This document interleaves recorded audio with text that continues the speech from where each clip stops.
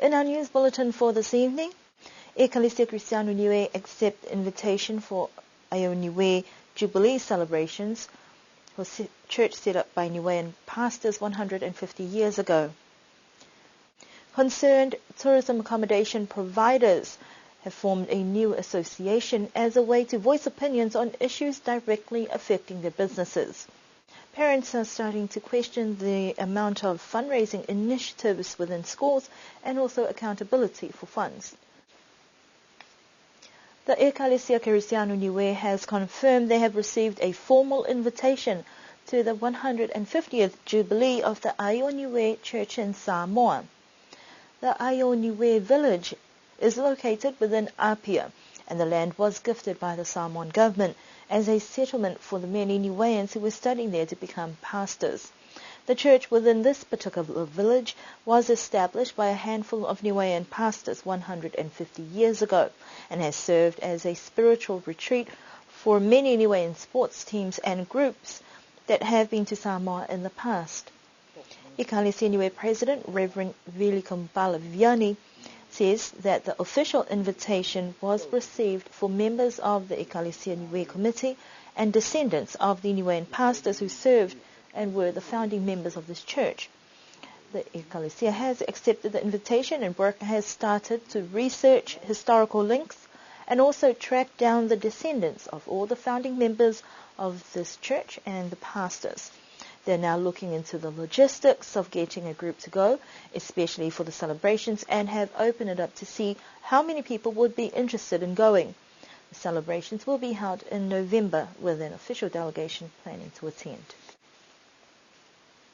Tourist accommodation providers have formed a new association in a meeting that was held last week.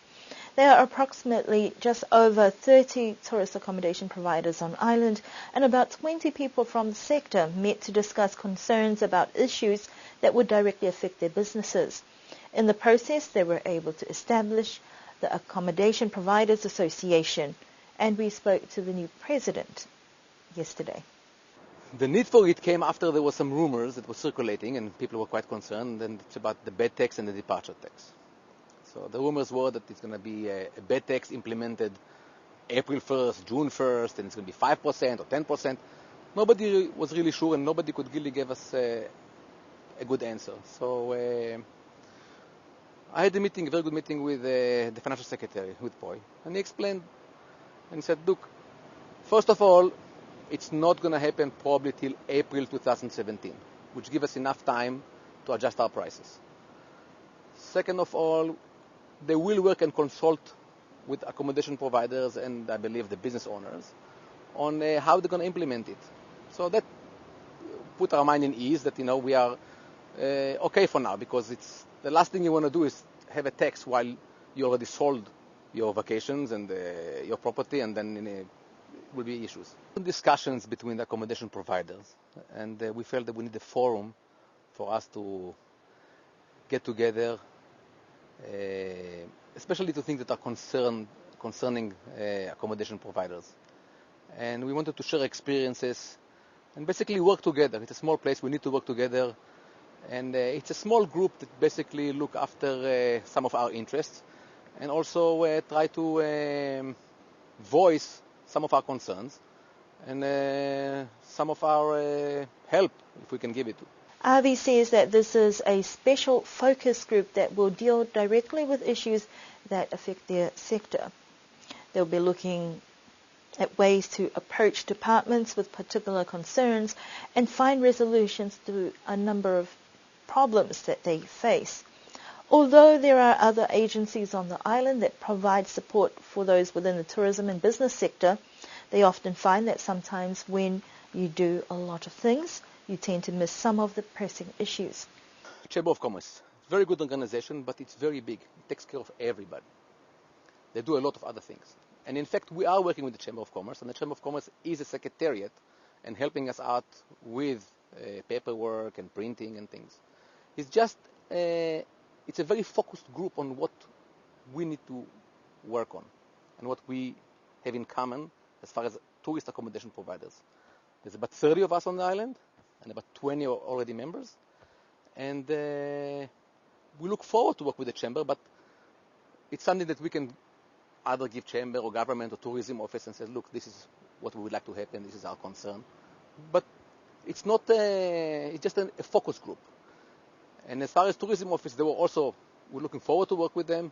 They're doing a fantastic job, I believe. We can see that today they put up a beautiful newsletter for all the businesses, and you can see what's going on over there. And so it's just a matter of us as a group, as an interest group, working together and expressing what we would like to see or what are our concerns.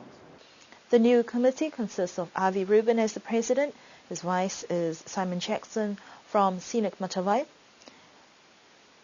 Teresa Scott from Namakulu Cottages is the treasurer. Ilona Laskai from Anaiki Motels as secretary. And Langala Vini is a committee member. The next step forward would be to formalize arrangements with an initial meeting to discuss the constitution and membership for this association.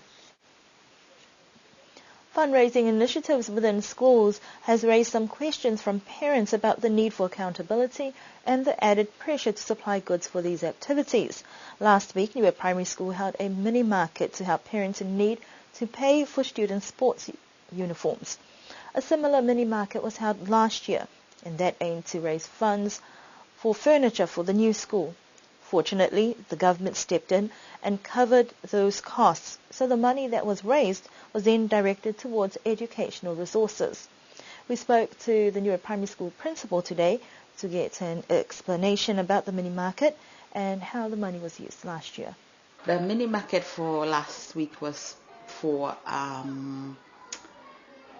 the sports uniform for the students and parents who want to sell something to get the money for their children's uniform. So parents were given a choice.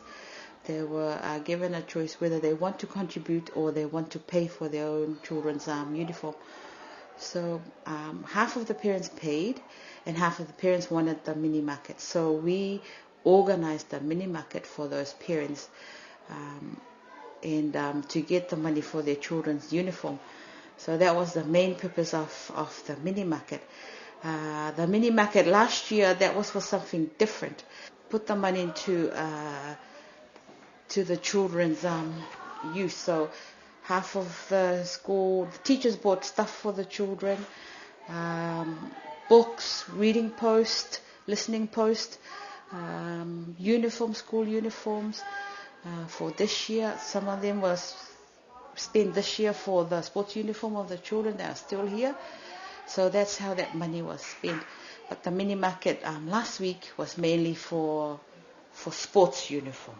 Principal Tukuituanga says that proceeds will go towards placing a deposit to purchase sports uniforms. The sooner the deposit is paid, the sooner sports uniforms will arrive. Although this particular fundraiser was for those who required assistance, some parents who had already paid for their children's sports uniforms still turned up with produce to sell. This is an indication of their support for the initiatives organized by the school. Before embarking on any fundraising events, school management and staff discuss the objective for such activities and also keep records. The teachers have a record of what they spent on each of their books. They have their own books for the class mini markets, but for the sports team, they have a record of how they spend the money. Usually when we pay all the uniform, the freight, the setup cost, if there's any money left, they spend it on the children. They buy snacks for the children on sports day. They buy them drinks, fruits, ice blocks. So it's all spent within the sports day.